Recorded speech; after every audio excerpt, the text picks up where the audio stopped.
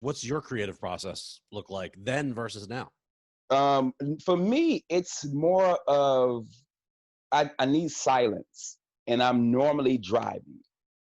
I'm normally driving somewhere. I don't have any music on, and I'll be thinking of stories. If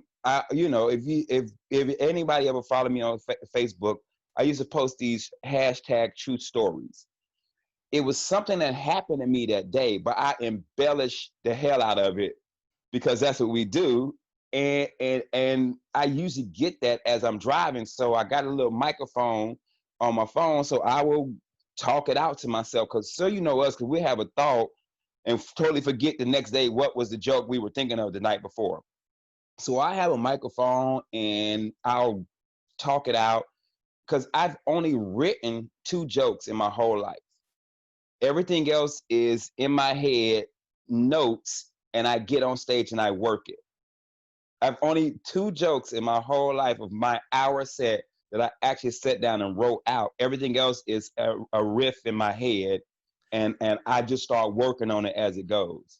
Do you have any of it written down, or is it No, on tape? no.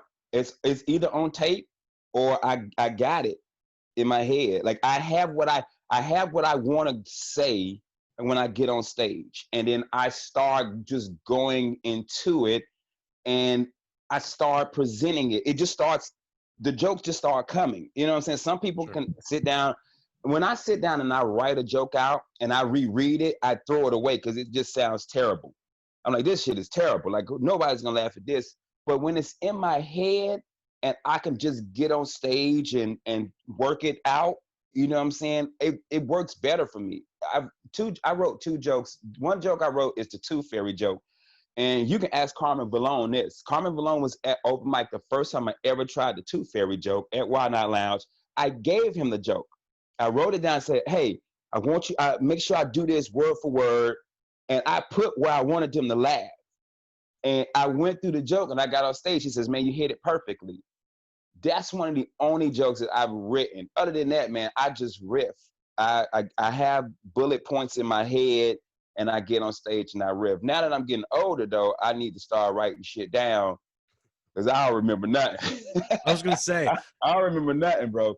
I worked with a comedian, Kevin Knox, who was one of the founders of the Boston comedy scene back in the day, and he got sick later in life.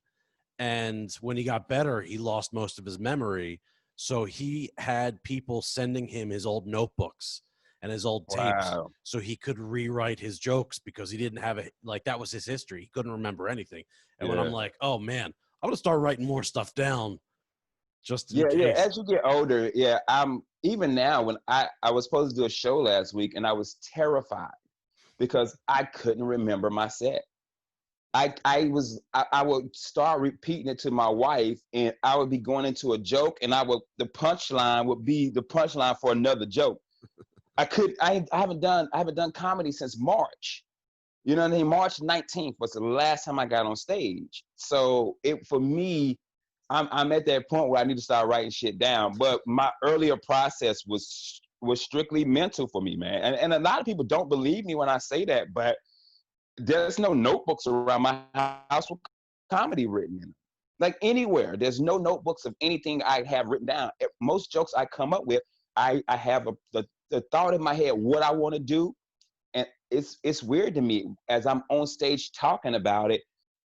Tags and punchlines and shit start popping in my head at that moment. I don't know if it's the laughter, I don't know if it's the mic that just gives me the energy. I don't know what it is, but that's how my process goes for writing material.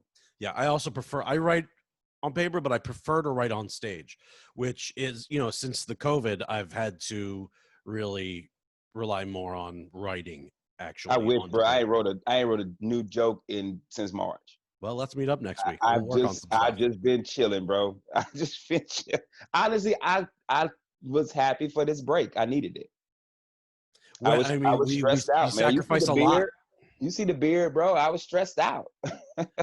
We sacrifice a lot as comedians, and this time has really allowed people to reconnect with everything that they were sacrificing, which is nice. Yeah, man. Yeah.